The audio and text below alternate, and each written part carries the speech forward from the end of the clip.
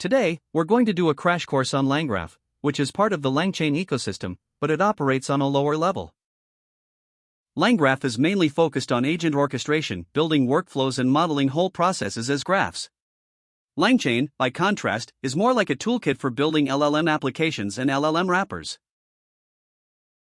LangChain is more high-level and simple, whereas LangGraph is more detailed and low-level.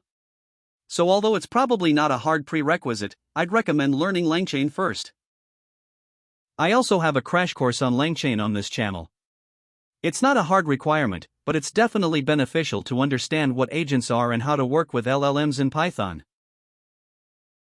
In this video, we're going to take a very hands-on approach, so we're going to work with examples. We'll build stuff while learning, and we'll introduce the concepts as we need them. We're going to cover many things: routing, conditional edges, human-in-the-loop approval, and we'll also do some RAG. So we're going to learn a lot today. It's going to be quite educational. So this is the LangGraph website. As I said, it's part of the LangChain ecosystem. There's also a third toolkit called LangSmith, which is more for monitoring and serving the whole MLOps side of things. But LangGraph is focused on agent orchestration, building complex workflows and modeling processes as graphs. That's what it's for. LangChain is more high-level, for building simple agent applications. We're not going to talk too much about the theory here, we'll get right into the coding. Choose a directory on your system and navigate there. In my case, that's the tutorial directory. The setup is quite straightforward. We need to install LangChain in LangGraph, and you'll need an API key to connect to an LLM provider, because we need some intelligence powering the whole agentic system. In my case, I'm going with OpenAI.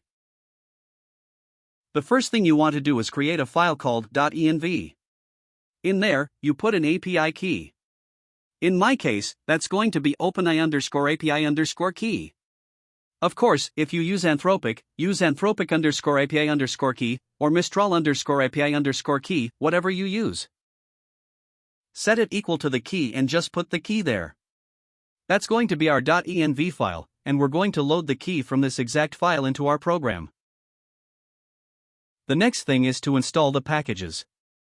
You can do that with your core Python installation. If you just want to install globally, you can run pip or pip3 install LangChain, OpenAI, and LangGraph. But in my case, I like to have isolated environments, so I use the UV package manager. I'll run UV in it to create a project. That just creates a default main.py file and a pyproject.toml, which is basically UV's version of the requirements.txt file. And instead of saying pip install, I say UV add. You don't have to use UV, feel free to just use pip install, it works the same way. If you do use UV, this is how you do it. The packages we're going to need are obviously LangGraph, and also LangChain with OpenAI support in square brackets. And since I'm using ZSH, I also need to add quotation marks. We also need Python.env to load the .env API keys into our script. Now, before we write any code, I want to briefly visualize the idea of LangGraph. What you need to understand is that every process we build with LangGraph is a graph. We start at a node called the starting node, and we end at a node called the end node. Everything in between is whatever we decide it is.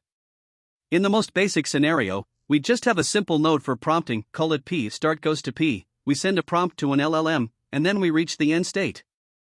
That's the most hello world example we can build.